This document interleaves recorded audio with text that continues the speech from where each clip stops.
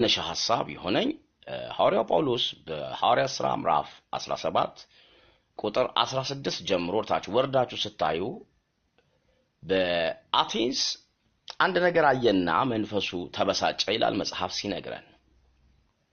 ጳውሎስ በዚያ ከተማ ሲገባ ብዙ ሐውልቶች፣ ብዙ አማልክት ስም፣ ብዙ መስዋዕት የሚቀበሉ ብቻ የፍቅር አምላክ የጥበብ አምላክ በጣም ብዙ አማልክቶች አየና መንፈሱ ተበሳጨ።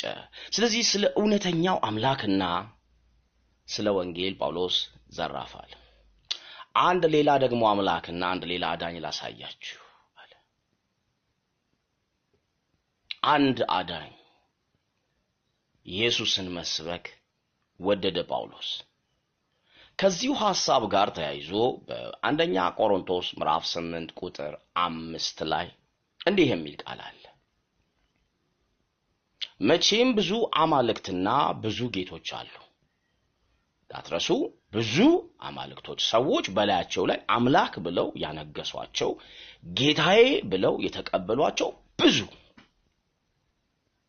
ነገር ግን በሰማይ ሆነ በምድር የሆነ አማልክት የተባሉ ምንም ቢኖሩ አለና ለእኛስ ነገር ሁሉ ከእርሱ የሆነ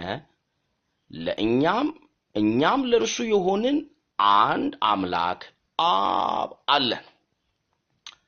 ምንጭ የሆነልን አንድ አብ አባት እግዚአብሔር አለን አለ። ነገር ሁሉ በእርሱ በኩል የሆነ እኛም በእርሱ በኩል የሆንን አንድ ጌታ ኢየሱስ ክርስቶስ አለን። ኢየሱስ ክርስቶስ ጌታ ነው። አንድ አብ አባት ስለናንተ ከዘመናት በፊት ባቀደው በልጁ ኢሳይያስ እንደነገረን በምዕራፍ 53 የሰማነውን ነገር ማን አምኗል? የእግዚአብሔር ክንድ ለማን ተገልጧል አለ። ኢሳይያስ ስለሚመጣው መሲህ ለኃጢአታችን መስዋዕት ስለሚሆነው መሲህ ቀድሞ አየ። በእውነት ደዌያችን ተቀበለ፣ ሕመማችን ተሸከመ።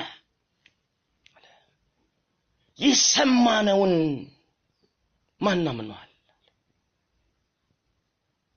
እግዚአብሔር ክንድ የተገለጠበት ክርስቶስ ኢየሱስ ካለመኖር ወደ መኖር የመጣ አይደለም።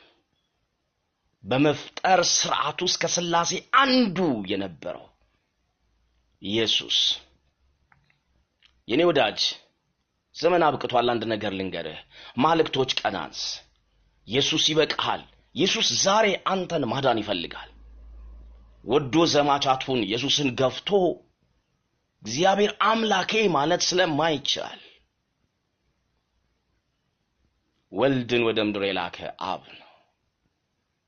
የአባቱ ፈቃድ ደግሞ በልጁ አምነህ ትድን ዘንድ ነው። ኢየሱስ መስቀል ድራማ አልሰራም። ኢየሱስ ይወድሃል። ኢየሱስ ይወድሻል።